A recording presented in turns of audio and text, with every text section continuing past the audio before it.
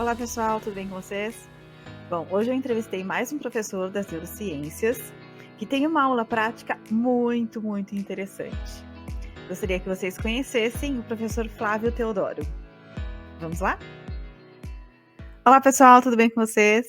Eu sou a Patrícia Salvaia, do canal ABC da Alma, e sou estudante de psicologia da FMU.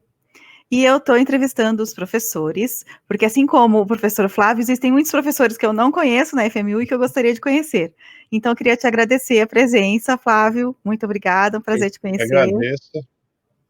Parabéns pelo trabalho. Os alunos com certeza devem estar te amando, porque eles não precisam ficar stalkeando por aí, vai estar tudo ali certinho para eles localizarem. É um trabalho fantástico, parabéns.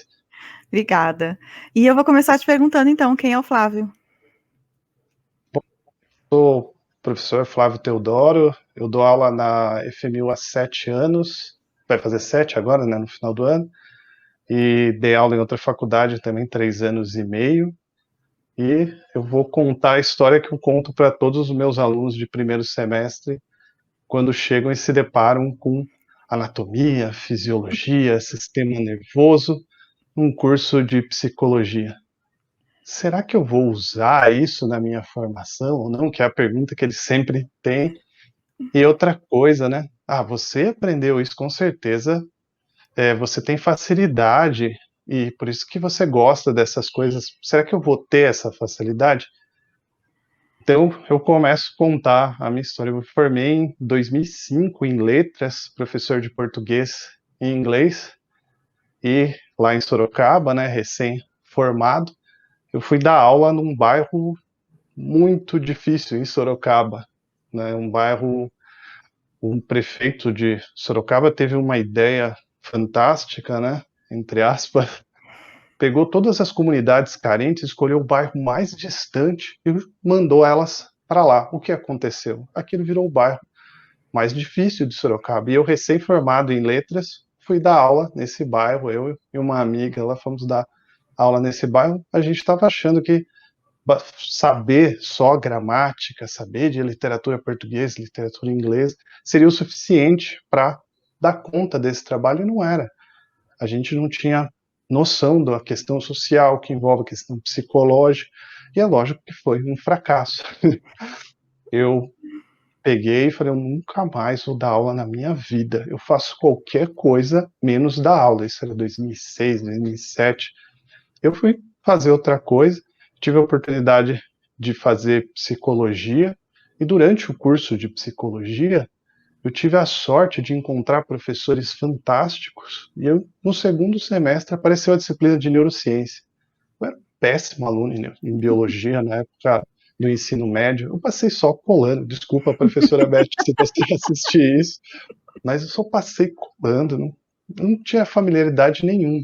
E com muita paciência, aqueles professores foram mostrando para mim que aquilo não era sagrado, que com paciência, depois que você passa a barreira dos nomes esquisitos, e são muitos nomes esquisitos, fica fácil. Você só precisa passar essa primeira barreira.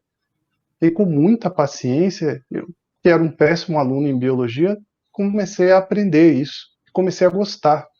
E gostando disso, eu já pensava, poxa, eu preciso seguir por essa área, fazer um mestrado, doutorado, eu quero trabalhar com pesquisa, estudando o cérebro e o comportamento. E eu fui buscar mais ferramentas para isso em Sorocaba, né? Tem a Universidade de Sorocaba, tem também a FATEC lá.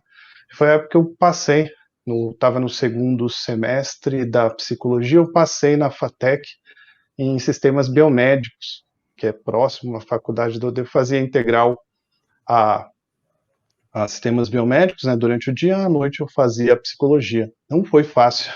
Imagina Você fez explicar para as os seus duas ao pais, mesmo tempo? formado em letras, fazia as duas ao mesmo tempo, integral, sistemas biomédicos, e à noite fazia psicologia. Parabéns!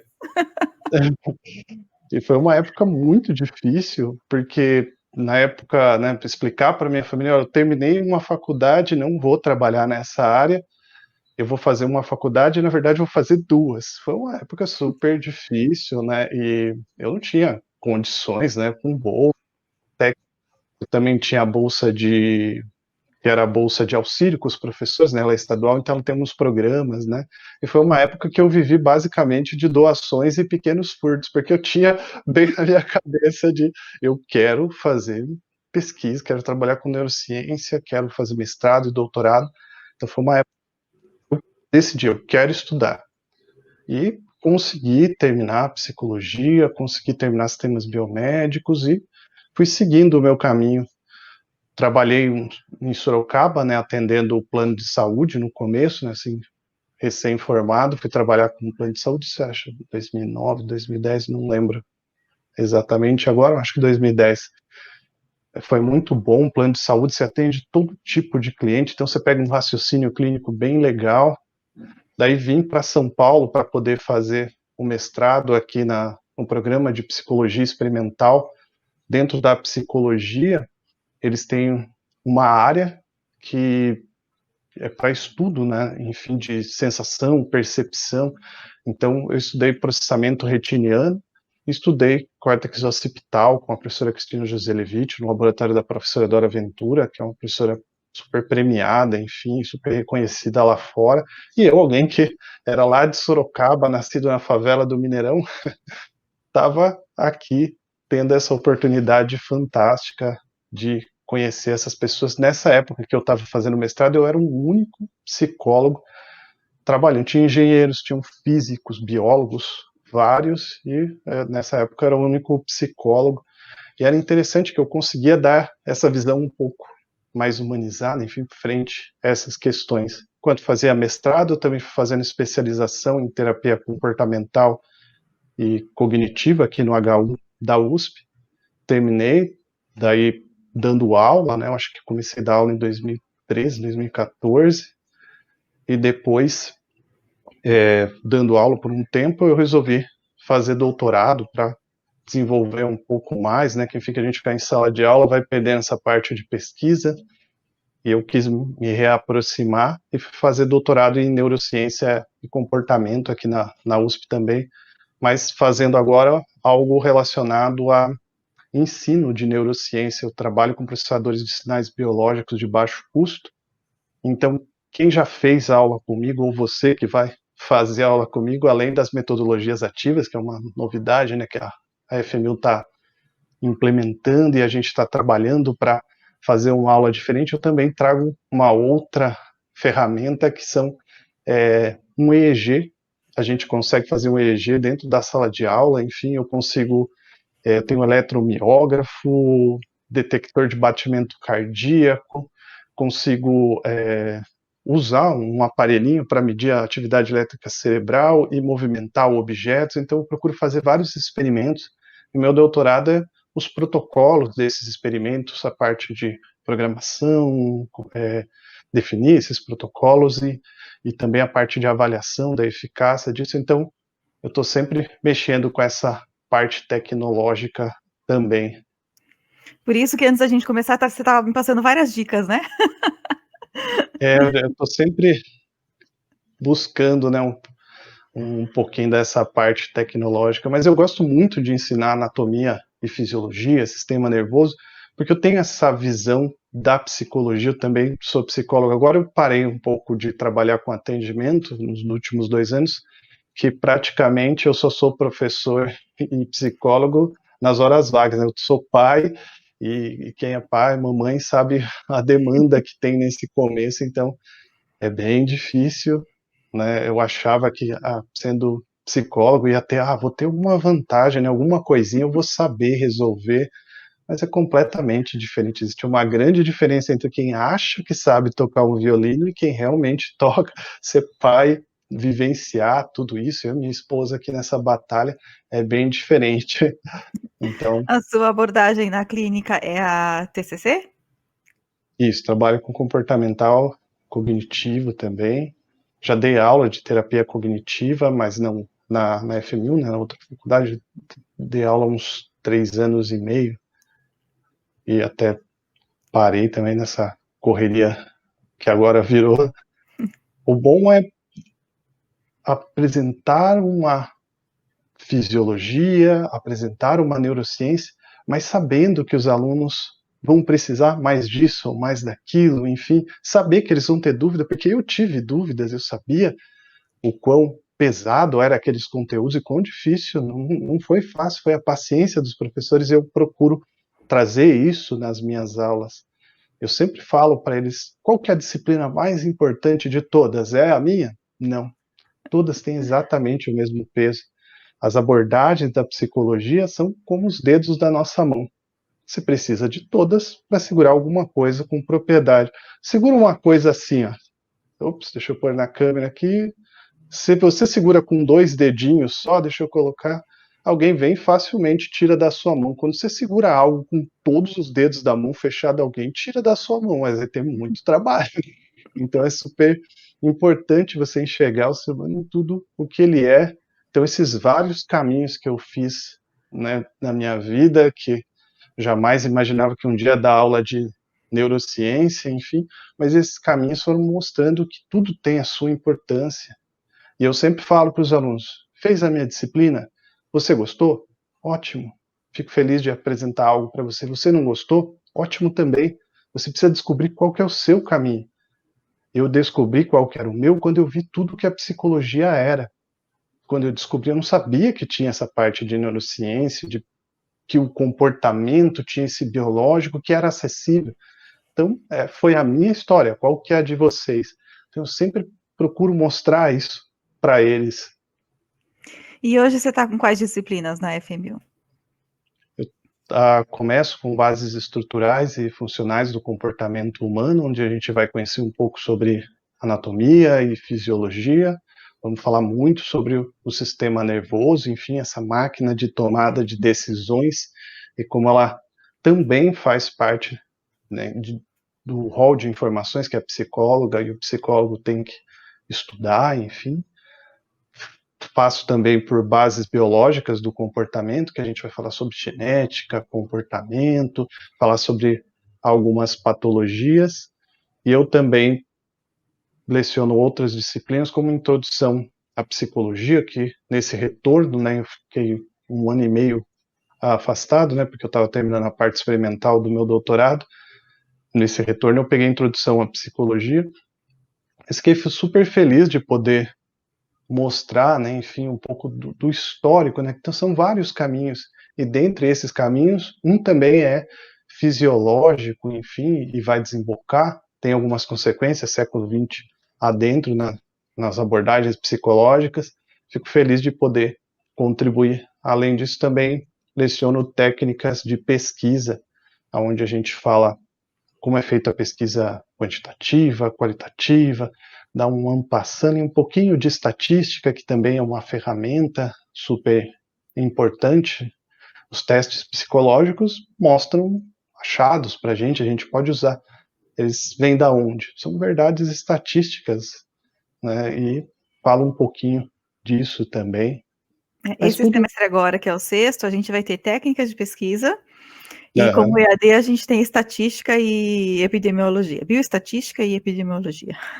Essa parte da bioestatística e epidemiologia não é comigo, mas técnicas de pesquisa eu sou um dos professores que leciono.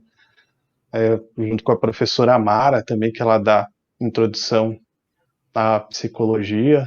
Enfim, a gente faz essa apresentação, mostrando então quais são as formas, né, de fazer ciência também em psicologia, tanto na perspectiva qualitativa quanto quantitativa, e de novo mostrando qual é a mais importante. Depende do problema. As duas têm o seu valor. Não é só quando eu apresento um gráfico, né, enfim, que algo é verdadeiro. Tem outras formas de pesquisar, a gente passa por todas elas, cada um resolvendo um tipo de problema. Legal. E você falou que você ficou dedicado essa última época à sua tese de doutorado. Você poderia Isso. falar um pouco mais sobre isso? Foi em 2014 ou 2015, eu tive a oportunidade de tomar contato com os processadores de sinais biológicos de baixo custo, né? Toda vez que a gente pensa em equipamento médico, a gente já pensa lá nos $10.000, enfim, coisas caríssimas. E hoje em dia, da mesma forma que a internet, enfim, trouxe ferramentas para baratear várias coisas, ela barateou essas áreas. Eu tenho um EEG de US$ 100. Hoje em dia, US$ 100 você tem que vender o esôfago para conseguir, mas há muito, muito tempo atrás, US$ 100 era barato, né? Em comparação, US$ 100 a 10 mil, né? Enfim. Então você tem um equipamento que consegue fazer o registro da atividade elétrica cerebral, da atividade elétrica, né? Um EMG, enfim, de baixo custo. E você consegue, ele não tem validade médica, logicamente, mas tem validade didática. E além disso, você consegue fazer várias interfaces de interação, ser humano-máquina, enfim, que é algo bem interessante. Daí eu tinha apresentado esse trabalho em 2016 na FALAN, né, que é um encontro de neurociência aqui da América do Sul, e também, né, do Caribe, né, a América Latina, né, como um todo. Apresentei esse trabalho, tive a oportunidade de conhecer a professora Marinês Nogueira aqui da USP, e ela fez um convite para poder desenvolver esse trabalho aqui no ICB, no Instituto de Ciências Biomédicas, e a gente faz trabalho de divulgação científica, feiras de ciência, palestras, enfim, mostrando então como é que o cérebro tem o seu papel no comportamento, e a gente faz vários tipos de experimento. Tem um bem interessante que eu faço na sala de aula, que eu até fiz com os alunos deste semestre, né, os que deram tempo, né, porque foi bem do comecinho, e daí foi dia 17, eu acho que de março, que eu comecei já a dar as aulas online, então a gente não pôde fazer isso. Tem um experimento que eu consigo colocar eletrodos no braço de uma pessoa, e uma pessoa consegue controlar o braço da outra. A gente monitora esse sinal, né, que está sobre os músculos, né, faz um EMG e amplifica esse sinal, e com eletrodos no braço da outra pessoa, uma pessoa fecha a mão da outra pessoa. Você tá brincando? É bem interessante para tornar a aula mais lúdica, né? Sempre procuro fazer alguma coisa diferente para chamar a atenção, enfim. E é esse E qual, trabalho que a gente faz. e qual que é a sua tese de doutorado? Eu não lembro se você já comentou. Então, a gente está mostrando, então, como esses aparelhos low cost, né, que são vários, né, enfim, eu uso basicamente o NeuroSky, o Music, que é um tipo de EEG também, o Backyard Brain, que é um outro equipamento, o Arduino, né, que é uma parte de programar para interagir, como essas ferramentas, né, de microcontroladores e ferramentas de processadores de sinais de baixo custo podem ser usados como ferramentas também na psicologia. Lá fora o pessoal usa isso na engenharia, na física, para poder ser ferramenta, né, e fazer experimentos em sala de aula. O nosso trabalho é trazer isso para a psicologia. Agora, quando eu fui fazer o doutorado, eu saí um pouco dessa parte de pesquisa, de laboratório, e fui mais para essa parte de ensino de ciências mesmo. Então, o trabalho é mais esse, com essas ferramentas didáticas, né? Mas eu já trabalhei também em laboratório, com essa parte de pesquisa mesmo, de bancada, uns 3 anos, na época do mestrado, que é trabalhar com peixes para poder ver o processamento retiniano, como é que a informação é processada, vai para o córtex occipital, enfim. O meu animal experimental era o peixe, né, o goldfish, aquele de aquário, que ele tem os neurônios retinianos bem grandes, era ótimo para fazer o estudo. Legal. Bom, você gosta muito de pesquisa, né? E você ainda é muito jovem, então eu imagino que depois desse doutorado você não pensa em parar, né? Na verdade, eu gosto muito de dar aula. Eu nunca imaginei que voltaria a dar aula depois de pisar numa sala de aula, mas a parte de letras me ajudou muito a compreender, né, enfim, os discursos, enfim. Isso me deu uma facilidade para poder ler textos, vozes, né, que existem no texto, as vozes que existem dentro de uma sala de aula. E depois a psicologia me mostrou as interações que podem existir, né, dentro de uma sala de aula, minha com os alunos comigo, todas as forças que existem, né, e como eu posso usar isso de ferramenta. E tem a matéria que precisa ser ensinada, que veio com sistemas biomédicos. Então eu gosto muito de dar aula, é uma escolha estar dando aula, né, e essa era uma coisa que eu gostaria de continuar, enfim, o máximo que eu pudesse, porque eu estou sempre aprendendo, estou sempre me desenvolvendo, dando aula e sempre me divertindo também. Aprendo e me divirto bastante dentro da sala de aula, enfim. Legal.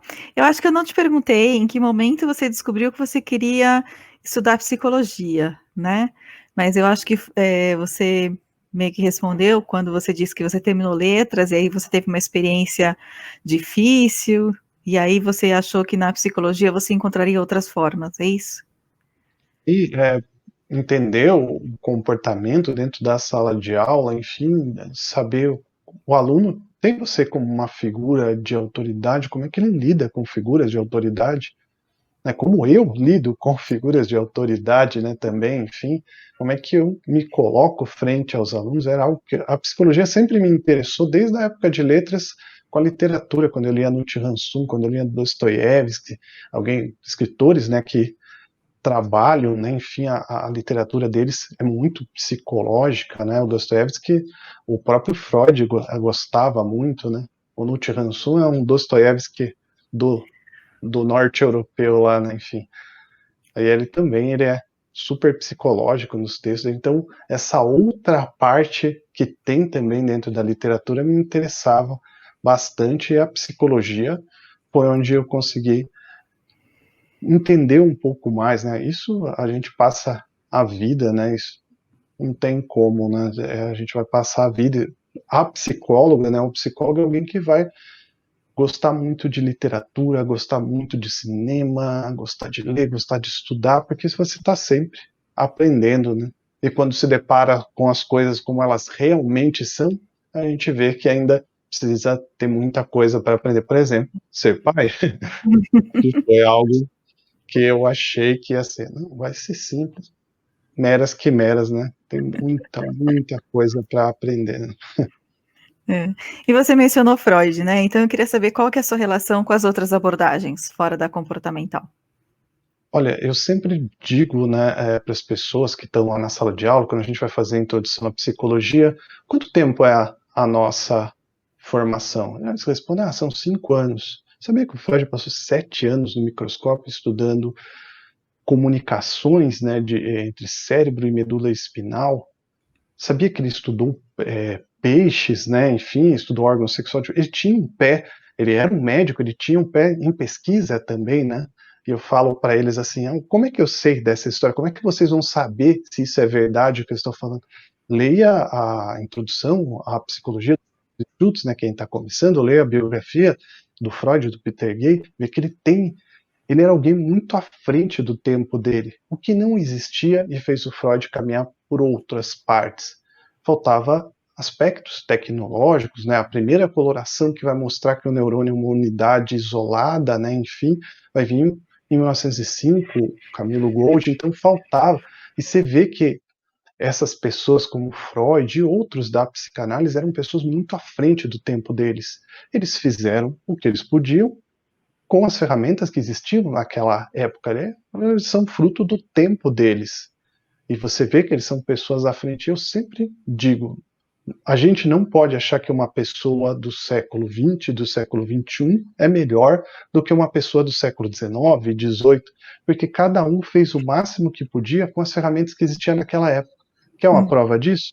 Tudo que a gente sabe sobre o cérebro e o comportamento hoje pode ser motivo de piada no século XXIII, porque a gente tem uma limitação tecnológica, uma limitação de questões sociais, humanas, enfim, e a gente faz o máximo que podia com as ferramentas e com esse entorno que existe no agora.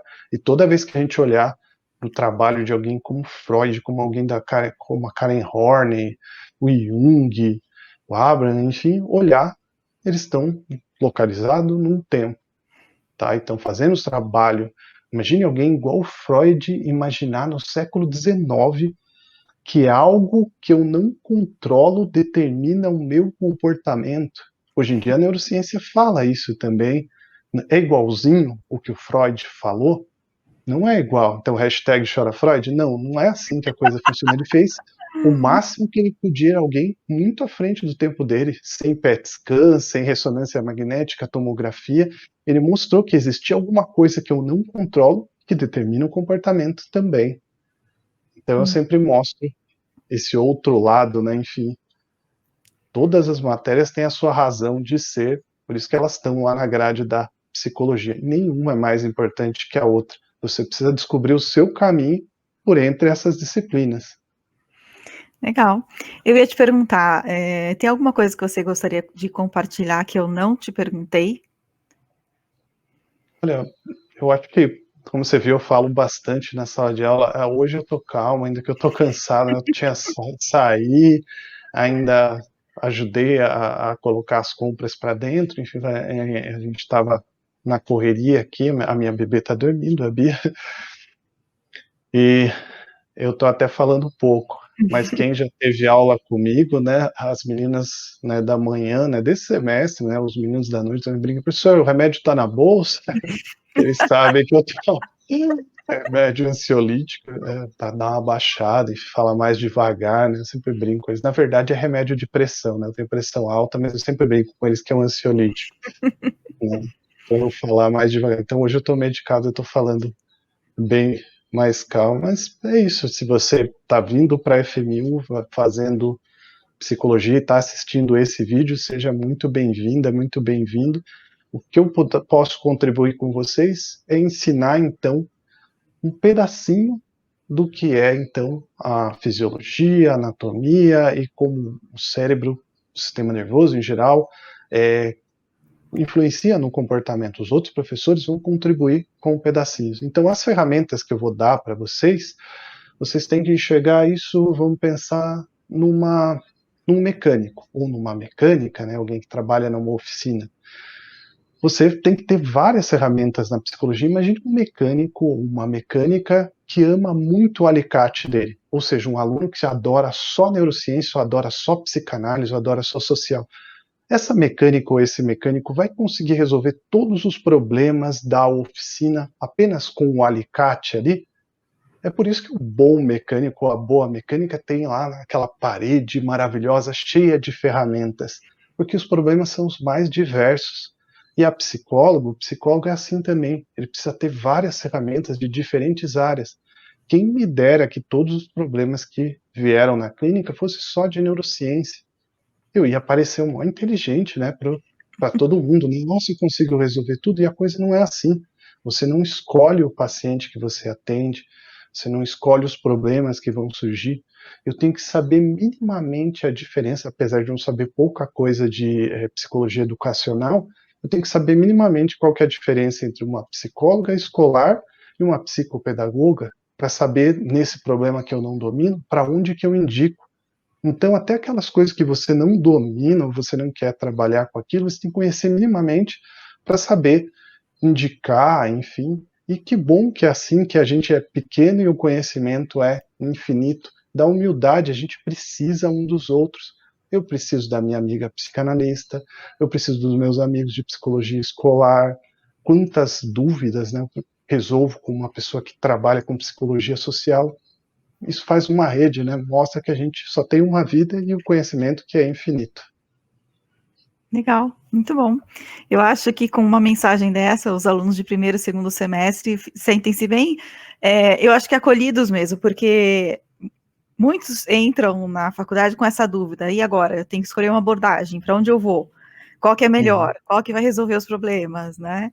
E essa visão que você passou é muito, muito importante. Ela é uma visão reconfortante, né? Tipo, ninguém nunca vai saber tudo, ninguém nunca vai resolver tudo, mas nós precisamos uns dos outros, né? A gente tem que tentar ser o melhor naquilo que a gente faz, né? Com certeza. Mas sempre vamos precisar dos outros. Uhum. Legal.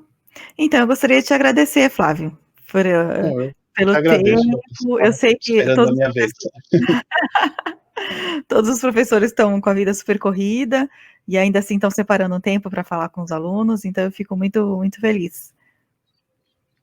Tá certo, eu que agradeço muito. Obrigado pela oportunidade de poder me apresentar para os outros alunos e para quem está chegando agora também. Muito obrigado. Tá certo. Então, quem sabe esse ainda vai ser meu professor. Ainda não sabemos. Espero que sim. A gente se encontra uma hora ou outra nessa psicologia. Quando acabar essa pandemia, a gente vai todo mundo tomar um café lá na faculdade. Com certeza. E aí, pessoal, gostaram? Muita admiração por esse professor que já tem 3 faculdades, mestrado, tá terminando doutorado e ainda não tem 40 anos. Cara, é um ídolo. Voltando aqui. Se você ainda não se inscreveu, inscreva-se, ative o sininho, curta e compartilhe. Um beijo e até a próxima entrevista.